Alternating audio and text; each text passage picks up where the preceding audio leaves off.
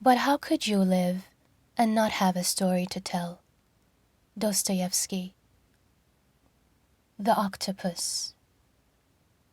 I look at the people I pass by every day on the streets, inside malls, at the gym, at the park, or in grocery stores, and I think each and every one of them is a story.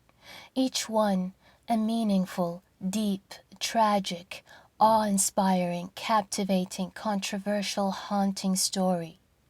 Each one a successful book, my successful book, the book I want to write, and publishers will love.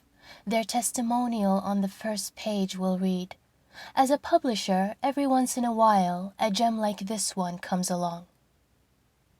The trouble is how to extract those stories, how to stop those fast-moving stories, their walking legs, their furrowed brows, their minds running 100 miles an hour, their brains jumping from what time they need to get to work, all the emails they need to answer, all the things they need to get done, how to say, "Excuse me, I'm sorry, this is weird, we don't know each other, and there's a pandemic going on and people are dying, and it's not orthodox, it really isn't, but I would love to know your story." No, it's completely inappropriate to ask strangers to tell me their stories with any honesty, to pull the words out of their mouths, to wrench them out of their guts, to look at them in the eyes and say, "Really? You don't regret that?" Or, "Are you sure you don't begrudge your ex their happiness or their success?"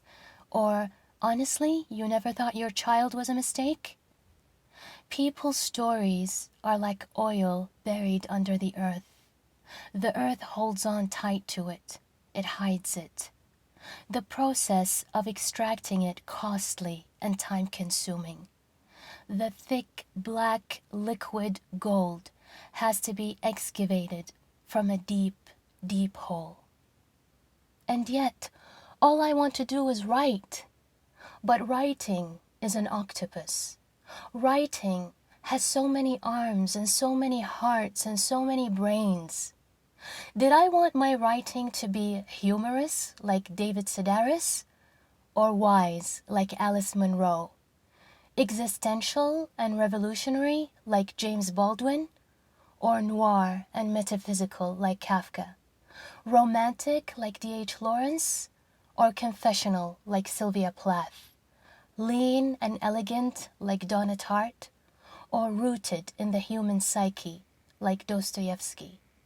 Innovative and reflective like Virginia Woolf, or turning inwards with its questions like Kazuo Ishiguro? Writing turned me into an octopus, a master of camouflage. I went through a fascination phase with octopuses after watching a documentary by David Attenborough on the extraordinary creature. I began to search for more videos to watch on YouTube. A muddy-colored octopus with red and white patches turned itself into the color of the ocean floor, dusty beige with dark specks. Then, on finding it was followed by a camera, the octopus rushed to a coral reef and pushed against it, immediately changing its color to match the multicolored background behind it, and merged with the reef. Like an octopus, every time I read a book I admired, I sat at my laptop and wrote in the same style of the writer. But I didn't want to be a mimic or a fake. I didn't want my writing to sound like anyone else's. Doing more research, I found that each of the octopus's 8 arms had a mind of its own, condensed with 2/3 of the octopus's neurons. Each arm can function on a very high level when severed from the body. This reminded me of my writing.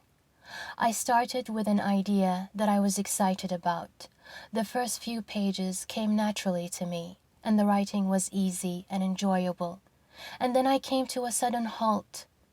My stories, like an octopus's arm, cut off from me. They went to live somewhere else, far away. There wasn't anything I could do to return them to me. They were latent and entirely foreign. Where did they all go? unfinished books, I wondered. Was there a cemetery for all the stories born out of writers' imaginations but never concluded? Did these failures of unpublished novels go on to live incomplete lives of their own like severed arms of octopuses? At times I felt it might help to be fenced in a little, but when I found submission calls on a specific theme, I felt restricted. And when no theme was required and I was left to my own devices, ideas were vast oceans. I could not narrow them down to anything. I was either too close to the fire and felt suffocated and too hot, or I was too far away from the fire and felt cold and alienated.